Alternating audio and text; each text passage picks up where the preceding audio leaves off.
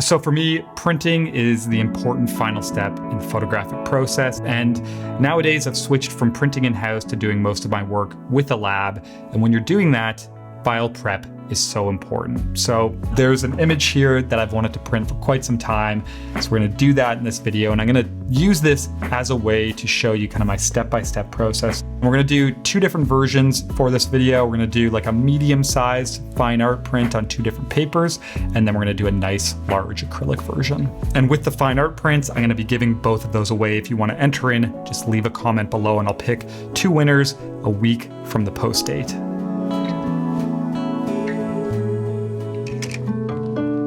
Okay, so before we jump into this, just a couple things to touch on. The first one, file prep, as mentioned. The reason this is so important is because the goal is really to do whatever we can on our end to make sure when we get a print back, it looks as close as possible to what we saw on screen and is nice and detailed and sharp. So we wanna size the image, we wanna sharpen it, we want to do color and contrast adjustments and proof it as well. Because if you don't do any of this, if you just like upload a JPEG or export something from Lightroom, there's going to be a lot of unknowns. You don't know how all of those things are going to be done. And there's a good chance you might get a print back that looks different than what you saw on your screen and is also lacking detail. So this is all about doing what we can to get the best result possible. Okay, the second important thing, printing at a lab, is to choose the right lab. My advice is to look for one that has lots of kind of transparency and information and tools. Whitewall, who I partnered with for this video, I've been using them for a really long time. They've been one of my go-to labs, and I think they're a really good example of this. Print quality is amazing. They have all sorts of really nice kind of professional papers and different printing and display methods. But what I love is they have all sorts of like different tools, documentation, ICC profiles. They have like visualization tools to get a feel for what your image might look like printed one way. And you can even do like one-on-one consultations if you have technical questions or want suggestions for printing. So really there's no like mystery about things. You can use all that information when you're prepping your files to get the best results possible. Okay, and then the last thing we're gonna talk about is monitor calibration. This is another video in itself, maybe something I'll make at one point. I'll put some links below if you aren't familiar, but all I will say is if you're a photographer and you haven't calibrated your monitor, especially if you're printing, this is an absolute must. And basically what you do is you buy a measurement device. This one's the X-Rite i1 Display Pro. You put this on your screen, you run their software, and this is gonna take a bunch of measurements of different colors and brightness values. And what it's gonna do is it's gonna see how your monitor's displaying those, and it's gonna compare them against how they should look if they were accurate. So this might measure like a certain shade of red, and it might see that your monitor is actually displaying that red a little different than how it should look. So at the end of the measurement process, the software is gonna build this profile that your computer runs that's basically gonna tweak those colors as close as accurate as possible. So this is a must, because if you aren't running a calibrated monitor, you might be working on an image to send away for print. You might be really happy with how it looks. And then when you get the print back from the lab, saturation's different, color balance is different, because what you were looking at on your screen wasn't completely accurate. But anyways, let's jump onto the computer and we will start preparing our image. Okay, so jumping into things quickly, just to note, for my file prep for printing, I use Photoshop. I do all my editing in Lightroom, but I export to Photoshop. I find there's just a lot more flexibility when it comes to things like sharpening, image resizing, and stuff like that. So some of this stuff will still apply to Lightroom proofing and whatnot, but that's what we're gonna be using. So in Lightroom, really quick, before we export to Photoshop, it's important if you're doing this to make sure you go up to your preferences, and under external editing, you make sure that this is set up properly. This is basically how Lightroom is going to export your image into Photoshop. So I want this set to TIFF. Color space, I choose ProPhoto RGB. I just want to work in the largest color space possible. And then 16 bits. And then resolution isn't too important, just because we're going to change this when we size our image in Photoshop. But important to check, because the last thing you'd want to do is export, say, your image with an sRGB color space. You'd be throwing away a lot of color information.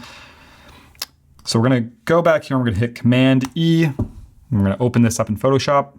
And today, like I said, we're going to do two different prints. We're going to do this medium size 16 by 24 inch fine art print, and then we're also going to do a larger acrylic. And the reason I want to do this is just to show you sizing and prepping for print, working within the original resolution of a file, and then also making a larger print where we're upsizing And then we'll also be using different papers. So it'll give me a chance to just show you proofing with ICC profiles. And hopefully with these examples, you can kind of take away from this everything you might need to know to work in like different scenarios. But the first one, like I said, we're gonna do a 16 by 24. So if we go to Whitewall's website here, under their fine art prints, I think they have 11 different papers to choose from. So we're gonna do this Hanamule, I think is how you pronounce it, fine art pearl paper. This has been my go-to for a couple of years now. I really like this one. But we're also gonna do a version on this Canson Prestige 2. And this sounds very similar to the Hanamule. They suggested this one, so I am curious to see what this is gonna be like. But we'll jump back to Photoshop. So the very first thing we're always gonna do is we're gonna size our image. So we're gonna go up to here, image size, and you'll see we have the physical dimensions and the resolution. This is gonna be our DPI, or our dots per inch. So the first thing I wanna do is I wanna size this to our physical dimensions. We'll do 16 by 24. And you can see that our original file size was 218 megabytes, and this dropped down to 126 megabytes. And that's because we just changed the physical dimensions, but we didn't change the dots per inch. So obviously Photoshop is dropping the size of this down, and we have a lot of information left. Whenever possible, my goal with a file is to work within the original resolution and use kind of what was there and not upscale it. So really, this is gonna be a combination of the physical dimensions and the dots per inch. So we're gonna bump the DPI up to 300. And my kind of rule of thumb is for smaller and medium-sized prints, I always like to be no lower than 300. But you can see now that we bumped the DPI up to 300, our file size is now jumped up from, I think it was at 125, it's up to 197. But we're still, below our original file size. So that means we're still working within those original limitations. So essentially how you can think about this with your DPI is if you only have so many dots to work with because your file size dictates that. If you say pack more into an inch, well, you're only going to be able to make your physical print a certain dimension before you kind of use them all up. But if you say pack 150 into an inch, pack less, you're going to have more to spread out, and that'll let you make a bigger physical print. So it's kind of just this juggling act between DPI and physical resolution. But I always like to try, whenever possible, to kind of stay within the original file size. And I'm not asking Photoshop to essentially stretch this out and upscale and create information that didn't exist. So we're gonna hit OK, and that is gonna size this now. And I'm gonna change my background to white for this. Okay, so the next thing we wanna do, we have this sized, we wanna go ahead and we want to sharpen our image.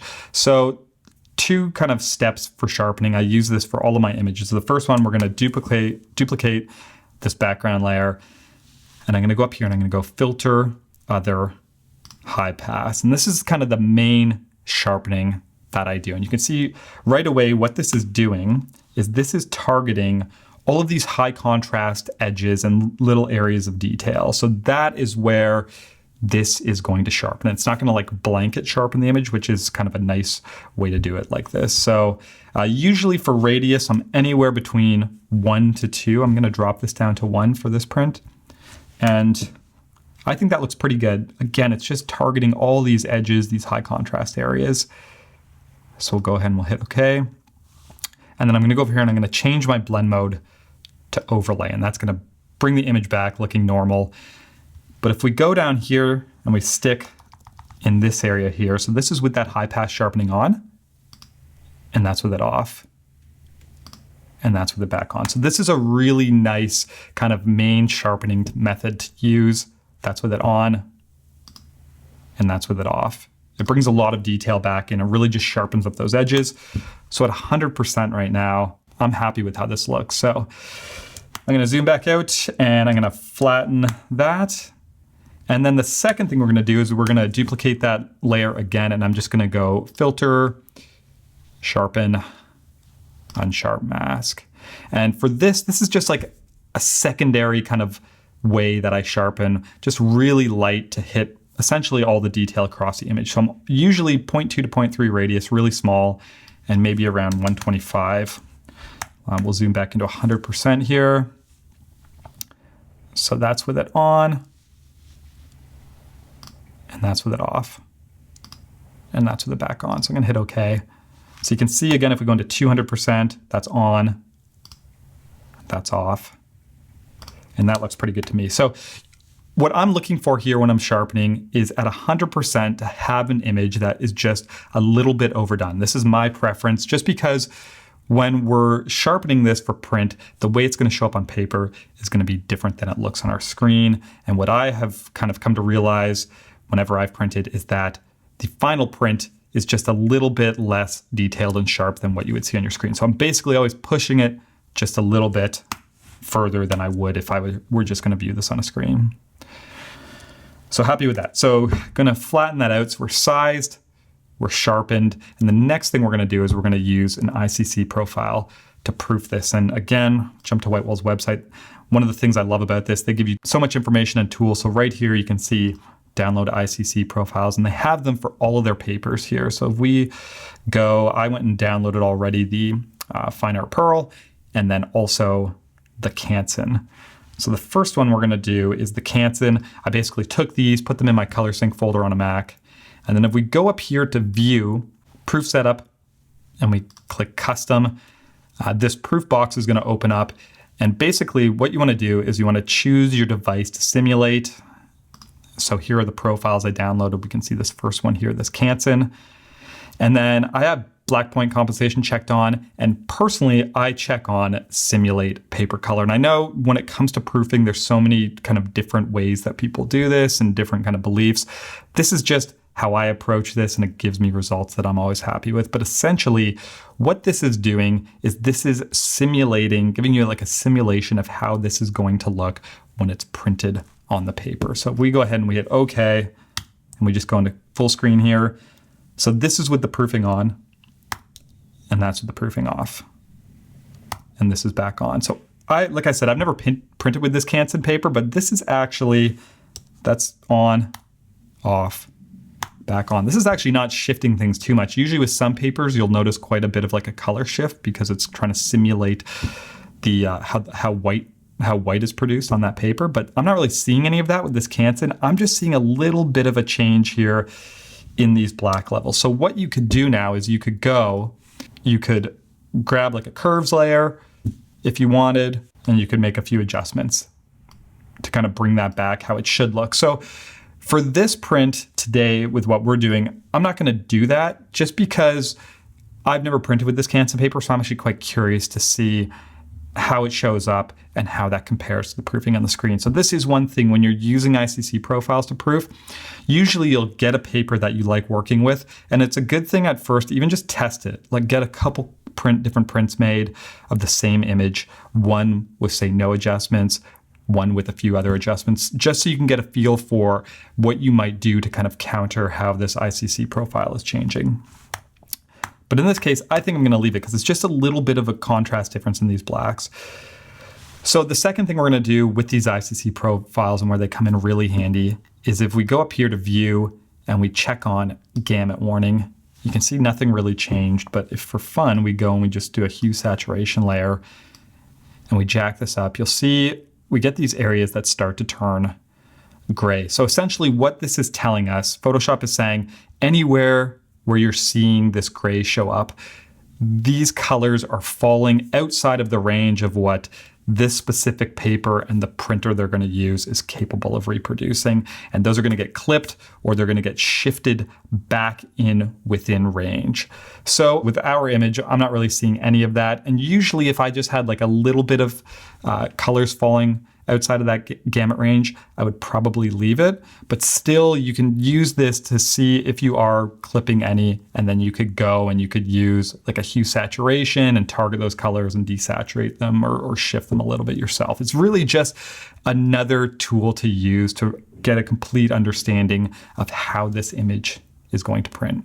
So ICC profiles, super handy just to be able to see what it's going to look like and see if everything's falling within range. But for this image, we're going to go ahead and we're going to leave this as is. And then the last thing I'm going to do is I am going to put a border on this. So I'm going to go Image, Canvas Size, and we're going to go inches, And we'll change this to 26 by 18 just to put a 1-inch border around. And this just lets me now send this file to the lab with the border. It's sized, it's sharpened, it's proofed, it's good to go. They don't have to touch anything. So really quickly, we're just gonna go save as print 01, and then I'm gonna save it as a TIFF, embed the color profile that we worked with, and I'm gonna use no compression. Okay, so now we want to prep this for that Hana paper. Obviously, we can use this exact same file because it's sized and sharpened. I'm just going to back this up a step and get rid of that border. We'll go back to a white background like that. We'll simply just go up here, view, check off that gamut warning for now. We'll go back up to our proof setup, and I'm going to choose this Hana Fine Art Pearl. And you can see now with this one, this is with the proofing on, and that's with it off. And that's with the back on. So this one, there is actually quite a big difference when it comes to how this is reproducing white. To me, this looks cooler, has a little bit of magenta. So I think in this scenario, what I would do personally is I would go and I would make a few adjustments. So I would probably go to my color balance, go to the highlights, take out a little bit of the yellow, take out a bit of red, and put a bit of green in there. Something like that. So that's on, that's off, and that's back on. So that looks pretty good to me. I think it's countering some of what we saw. And then I would probably go up and I would maybe just bump the levels up a little bit, and I'll throw both of these into a folder like that. So that's with the proofing off, with our adjustments off. That's the proofing on, and that's with our adjustments on. So that looks pretty good to me. Again, there is a change in these blacks as well. I think for this specific example, I'm gonna leave this as well because I'm curious how these two papers are gonna show up so I can compare them here. And a lot of the times I find that even just like little contrast adjustments can help. Sometimes I don't even touch that. So this, like when it comes to proofing, this is something that really is going to take some experimentation, and it's going to take a little bit to learn. Everyone's going to have different preferences of the adjustments that they make and how far they go with things. But I think in this scenario, I'm happy with these ones that we made. So I'm going to flatten that. We'll go back out to our gray, and then I'm just going to put a quick border on this. We'll go 26 by 18. And then we'll go ahead and we'll save this as print 2. Okay, so the next print we're gonna do is this large acrylic one. And for this, I'm gonna use this method up here, photo print under matte acrylic glass. So this is using Fuji Crystal DP2. I've used this paper a couple times in the past. It's a really glossy paper, but then it's gonna be placed under this matte acrylic glass, and I'm gonna use like a nice wooden frame. Again, Whitewall suggested this to me, and I think this could be a nice style for a larger print. So I'm gonna jump back into Lightroom, Command E, export this out to Photoshop. And our process is gonna be exactly the same as what we just did, but this time, when we size our image, we're gonna be stretching this beyond our original resolution. So you can see right away, if we bump this up to 36 by 24, our file size is jumping up to 284 megabytes, and it was at 218. And that's at 240 DPI, which for a larger print, I would be okay with, because when you're thinking of a larger print, viewing distance is really important. Obviously, with something this size, you're standing further back, so you can get away with a little less quality, a little less DPI. But just for fun for this one, I'm gonna bump this up to 300 again, and you can see now our file size is more than doubled. So with the first one, I said, I always like when I can to stay within the original resolution, but there are kind of exceptions for that. It really all comes down, again, to personal preference. But for me, if I'm starting with like a really high quality, nice, detailed source file, I find you can upscale it quite a bit and still get good results. If you were using like a lower res film scan that's not super detailed, in that scenario you wouldn't. But using Photoshop's resampling method, I use Preserve Details 2.0. This is their latest one. I find this can do a really good job if you start out with a good file. We're gonna go ahead and hit OK. And you can see now, if we jump into 100%, like all things considered, with doubling the size of this, I think it still actually looks really good. So we'll go ahead, we're going to duplicate that layer. We're going to do our high pass sharpen. And for this one, I'm probably going to bump this up to about, say, 1.8. Just a little chunkier because obviously the image is bigger, but this is doing exactly what it did in our last image. And then we'll go ahead and we'll change this to overlay. We'll duplicate this layer once more, and then we'll just do that unsharp mask. Might bump this up to like 150. That's off. That's on, and I'm happy with that. So just a really simple way to sharpen these. I'm always viewing them at 100, and I'm just looking for it to be like a little bit overdone, which in this case it is. But I think this looks nice. And again, with this being a 36-inch wide print, I think when you're standing back from this, I mean, up close, it's probably still gonna look nice, but standing back, I think this is gonna turn out really nice. So I'm gonna flatten that. And then the last thing we're gonna do with this one, we're gonna switch our background to white, and we're gonna go up and we will proof this with that Fuji crystal profile. And I know from the past, using this one, you'll see right away, there is quite a drastic difference. We'll click OK. So that's with it on, and that's with it off. It's a pretty big difference with this one. And what I'm gonna do for this, so if I were working just with this Fuji paper with no glass, I'd probably go a little bit heavier with my adjustments. But since we're putting this behind like a matte acrylic, which I've never done, I'm gonna do a few adjustments, but also just nothing too heavy, and see how this turns out. So color balance for sure, we'll probably just do what we did with the last one. Pull a little bit of this yellow out, maybe give it a bit of green, and pull a little red. Actually, I might put that green down. So that's on. That's off, and that's on. I think I'm happy with that. And then I'm definitely gonna bump these levels up a bit. Something like that. So it's countering it. I'm not correcting this 100%. I'm gonna see how this looks. Again, everyone is gonna approach this differently in terms of how much they bring that image back. But I think for what we're doing today with this acrylic, I'm gonna leave that as is. We'll flatten that out. And we don't have to do a border, so we're good to save this. Go save as, and we'll go print 3. Okay, so first up with the fine art prints, I gotta say I'm really happy with how both of these turned out. Print quality is awesome, and both of them, I would say, match up very, very well to what we saw on screen.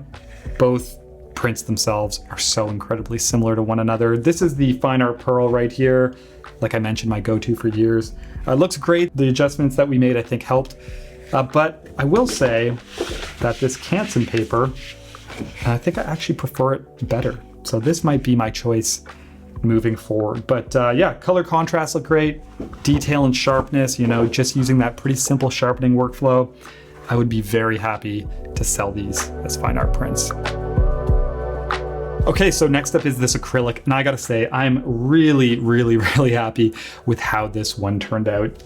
I've done acrylic in the past. Like I said, I've never used the matte glass though, and this combination I think might be my new go-to when it comes to printing and display. But just like the simplicity of how this looks, it still has a little something to it, but it's very tasteful. And for me, it's something different than like the traditional white matte black frame, which is something I stuck with for years. So very nice. But when it comes to like print quality from our file, you know, detail and sharpness of this, especially considering we doubled the size of this image in Photoshop, I think it looks great, even up close. But it is important, again, to keep in mind with these larger prints, viewing distance is so important. You know, 5, 6, 7 feet away is where these are gonna really come to life. That's how most people will view it. Even further back, you know, people aren't going to be sticking their noses against it. So it does look nice up close, but when you step back, this print really shines. So overall, love this one. And like I said, I think this method of displaying is going to be my go-to moving forward. Okay, so that wraps this one up. I hope that you take something away from this and that this has helped you out. I'll have another printing video coming out in about a month, probably, partnered up with Whitewall again, just testing out a whole bunch of different papers and display methods as a way to like find out what works best with specific images. So keep an eye out for that. But until then, just want to say thank you as always for watching, and I'll see you soon.